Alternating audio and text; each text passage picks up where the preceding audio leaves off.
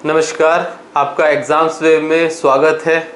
अगर आपने अब तक हमारा YouTube चैनल सब्सक्राइब नहीं किया है तो सबसे पहले उसको सब्सक्राइब करें, लाइक करें और बेल आइकन को ज़रूर दबाएं, जिससे आपको हमारी सारी लेटेस्ट अपडेट मिलती रहेगी। आज हम सिंपल इंटरेस्ट का बहुत बेहतरीन क्वेश्चन ले रहे हैं जो अक्सर एग्ज़ाम्स में पूछा जाता है। देखो, पहला क्वेश्चन ले रहे हैं सिंपल इंटरेस्ट का, बहुत ही बेहतरीन क्वेश्चन है। जैसे रुपये 3200 को राम ने शाम को 4 अप्रैल 2020 को उधार दिए, 20 को दिए और 16 जून 2020 को श्याम ने वापस लौटा दिए। ठीक है, लौटा दिए। आपको ये बताना है, तो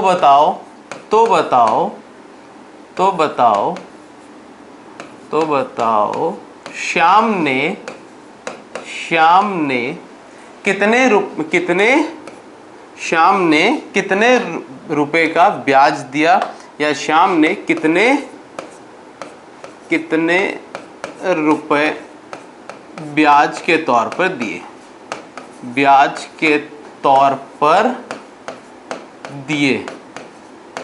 यदि ब्याज दर 10% वार्षिक थी। ये सवाल है आपके पास। अब ये सवाल जब डेज का आता है तो कई बार आप लोग कंफ्यूज हो जाते हो, डेज के सवाल कैसे किए जाएं। देखो, राम ने श्याम को 4 अप्रैल 2020 को दिए और श्याम ने वापस कब लौटाया? 16 जून 2020 को। ब्याज की दर, साधारण ब्याज की दर थी 10%। हमको ये बताना है कि उसने कितने रुपए का ब्याज अदा किया। जितने रुपए का ब्याज अदा करेगा, जितने समय के लिए उसने पैसा अपने पास रखा, सिर्फ उतने ही समय का वो ब्याज देगा। और इसके अंदर जब हमारे पास ये है डेज की फाइंड आउट करनी होती है, तो डेज देखो कैसे फाइंड आउट करते हैं। अप्रैल में उसने 4 अप्रैल को उधार लिए थे, तो अप्रैल के कितने दिन श्याम ने पैसा रखा, तो अप्रैल के डेज टोटल कितने होते हैं? 30 दिन होते हैं, जिसमें से 4 तारीख को लिया तो कितने दिन रखे उसने? 30 में से 4 माइनस करोगे तो उसने अप्रैल में रखे 26 दिन। ठीक है, और उसके बाद अप्रैल के बाद मंथ आता है आपका मई के अंदर कितने दिन होता है? 31 दिन। मई के अंदर पूरे 31 दिन, तो आप उसने 31 दिन रखे होंगे, 31 दिन यहाँ पे रखे। ठीक है, और जून में कितने दिन रखे? जून में शुरुआत से 16 दिन तक, जून में इसने 16 डेज तक रखे। क्यों? 16 तारीख को तो पैसे दे दिए, तो 16 डेज तक इसने पैसे रखे। इन तीनों का जोड़ कर लेना। इन तीनों को जोड़ोगे तो आपके पास आता है 6 और 1 7, 7 और 6 13, 1 हासिल, 2 और 1 3, 3 3 6 और 1 7, 73 दिन उसने पैसे कितने रखे? 73 डेज। इसमें समझना ये है जून के पूरे 16 दिन का पैसा उसको देना होता है, और ये यहाँ पे जिस तारीख को लिया था वो तारीख उसके टोटल दिन में से माइनस कर देना, 73 दिन। अब अगर उसने 73 दिन का रखा है तो मतलब क्या हुआ? 1 साल का ब्याज देता है वो 10%, तो 73 दिन में कितने प्रतिशत ब्याज देगा? तो देखो 10% दर की बात हम कुछ इस प्रकार करेंगे। 10% तो है 365 दिन के लिए, 73 दिन के लिए कितनी? 73 एकम 73, 73 पंजे। यहाँ पे जो भी डेज आते हैं जनरली 73 के गुणज में आते हैं। क्यों? क्योंकि 73 की टेबल में 365 आता है, इसलिए 5 एकम 5, 5 दूनी 10। इसका मतलब दर कितनी हो गई अब आपके पास 2% की।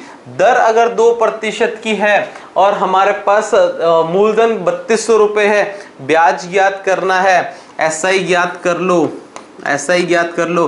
3200 का बस 2%, 3200 का 2% ज्ञात कर लो, आपके पास जवाब आ गया 32 दूनी 64 रुपए।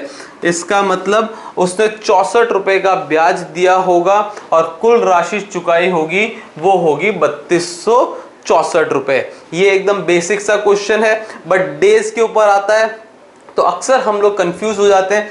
करने का तरीका एक बार वापस देख लो, दिनों को फाइंड आउट कर लो जितने भी महीनों में दिए हैं, और ये आपके पास डेज आ जाएंगे।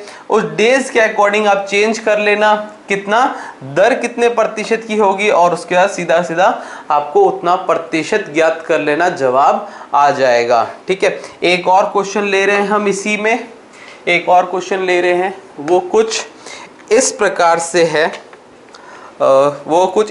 से है, है ना। एन अमाउंट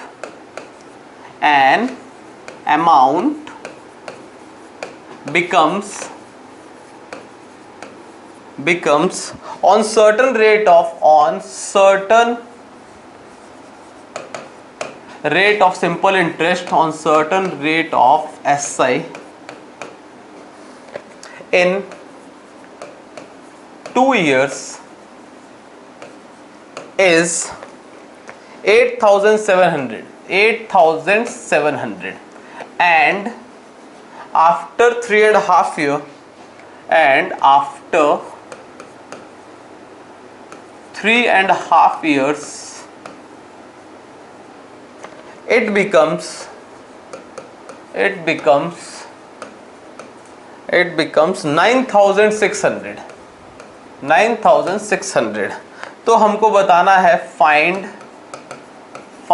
प्रिंसिपल मतलब मूलधन एंड रेट ऑफ इंटरेस्ट, दोनों चीजें बतानी है हमको।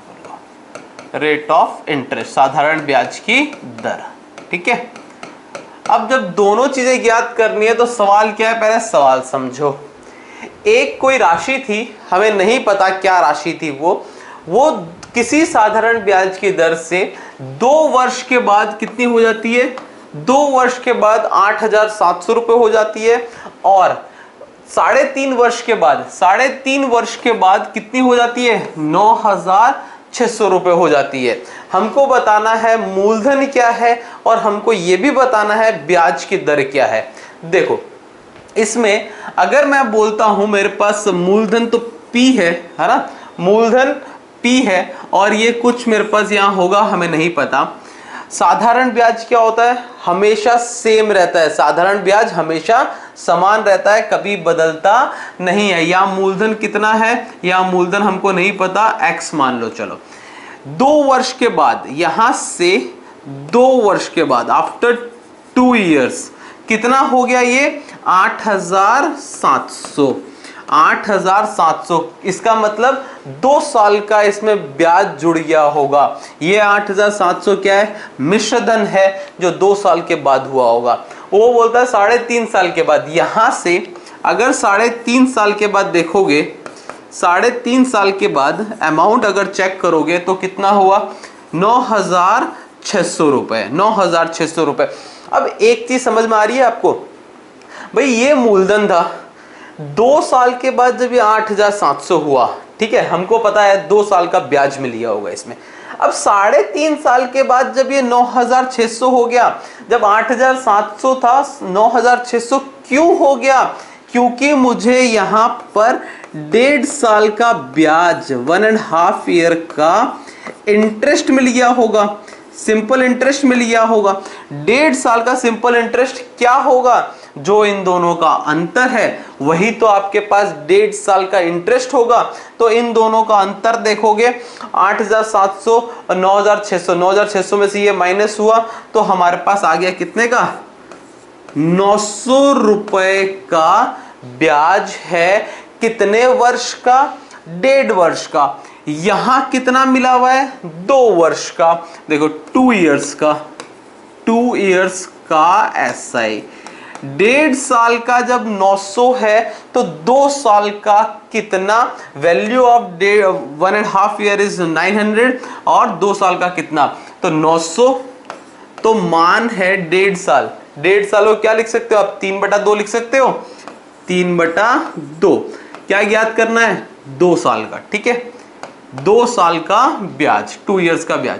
यहां जब भी कोई भिन्न आती है ये उल्टा होके गुणा हो जाती है, ठीक है। 900 गुणा, अगर भाग में कोई भिन्न है ये उल्टा होके गुणा, 2/3 गुणा 2, 3 एकम 3, 3 से कट गया 300 पे, 300 दूनी 600, 600 दूनी 1200। इसका मतलब 2 साल का ब्याज कितना, 1200। 8700 तो मेरे पास ये राशि थी, 2 साल का ब्याज जुड़ा हुआ है, मतलब यहां से अगर माइनस कर दूंगा 1200, 8700 में तो 1200 माइनस कर दो, कितना आ गया, 7500। 7500 रुपए ये है आपका मूलधन।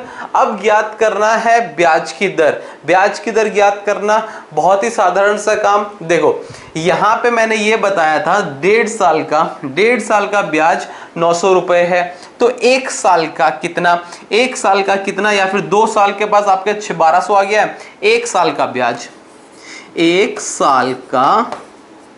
साल का SI कितना होगा, 1200/2, 1200/2 कितना, 600 रुपए। 600 रुपए प्रति वर्ष ब्याज हो रहा है। 600 रुपए 1 साल का है, किस पे है, 7500 पे। क्या ज्ञात करनी है, दर ज्ञात करनी है।